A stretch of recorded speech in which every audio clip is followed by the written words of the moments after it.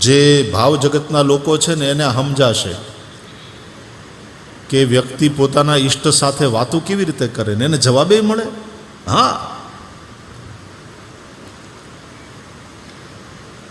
રામને કહ્યું કે આના ભાગ્યમાં સંતાન છે પ્રભુ. રામજીએ ના પાડી, એના ભાગ્યમાં સંતાન નથી.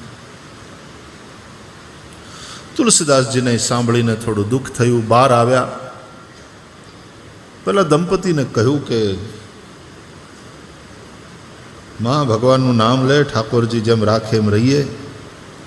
તારા ભાગ્યમાં સંતાન નથી, સંતાન યોગ નથી તમારે. એટલે ગૃહિણી રડવા લાગી. એના પતિ એને સાંત્વના આપી, જેવી હરિની ઈચ્છા. તુલસીદાસજીને પ્રણામ કરીને બંને જતા રહ્યા.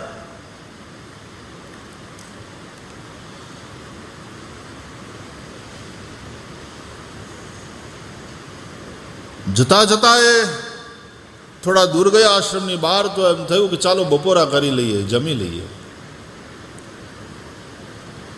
ઝાડની નીચે ત્યાં એનું એ વખતનું જે કંઈ વાહન હશે, વેલડું બેલડું, એ ઊભું રાખ્યું.